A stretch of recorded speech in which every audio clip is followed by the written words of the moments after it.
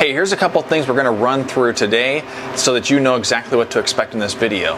One, we're going to go through how to actually label your bags, because if you're in cottage food or if you're in a commercial kitchen, there are things that you need to have on your labels. I'm also going to show you exactly what labels I use to display that information. I'm going to answer a common question, which is, do you need oxygen absorbers or desiccant packets or nothing in the bags that you put in for candy? I'm going to answer that question today.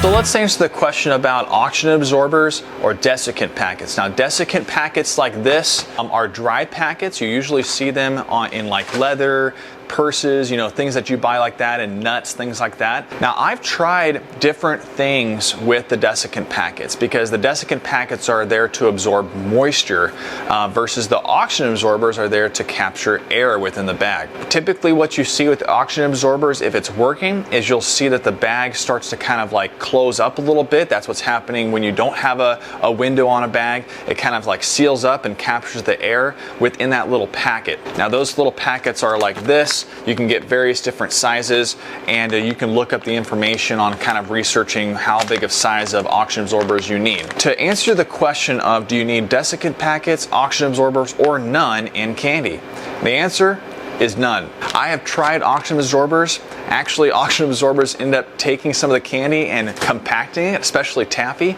It actually ends up combining all of them into a clump. I do not recommend that. Secondly, especially in the heat too, it just completely engulfs and becomes goo. So I would not use oxygen absorbers. You don't need that, especially for short-term use. I would plan on trying to get your thing sold within 2 to 3 months, especially for freeze-drying candy. Now, with desiccant packets, this is just to keep things dry. I have found that this doesn't impact any of the candy that I have bagged with these in it, but I've also found that not using desiccant packets doesn't impact the candy either. So I don't really now expend any type of funds to use oxygen absorbers or desiccant packets outside of some of my fruit, which the fruit I use oxygen absorbers to do because that can really ruin the fruit in there. So that answers the question of oxygen absorbers, desiccants, or none.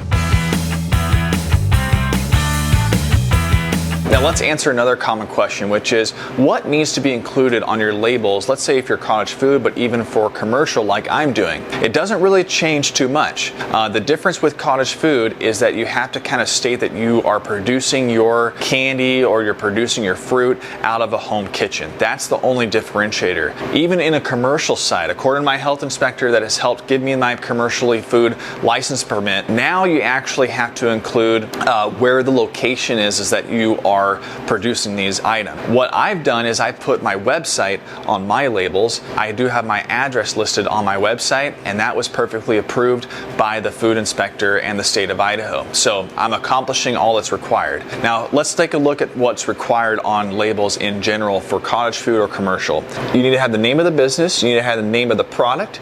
You also need to have the amount of product that is going in the bags in terms of net ounces. You need to have the ingredients. You also need to have a list of allergens. You also need to have your business name or website or address, which I've got, and then just a little bit of marketing that I've got, telling people that I actually sell on Etsy, website, things like that. So provides a little bit more marketing. So that's really what you need to put on your labels. Now again, I'm telling you this from my perspective of a freeze-dried business owner in Idaho. You need to check your own cottage food laws as well as your food establishment permit guidelines.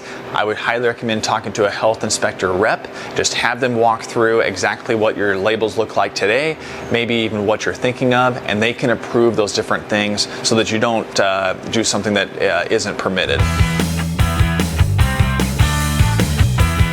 Now here's a really common question that gets asked, which is, aren't you supposed to have nutrition facts on your labels? And the answer is no, you don't, because the FDA actually has a small business label nutrition exemption guide that you can take a look at. And I'm gonna put that link in the description of this video because you can take a look at it for yourself. You do not have to have nutritional labels based on us being a small business as long as you're under a certain amount of gross sales for your product. Now I'll let you take a look at that article because I think that really makes a lot things more clear as to why you don't need nutrition facts on your labels so that you don't have to be so conflated. So that answers that question. Don't let anybody fool you into thinking that you're not doing things right. I'm giving you the link that actually says what the FDA allows for small businesses as an exemption guide.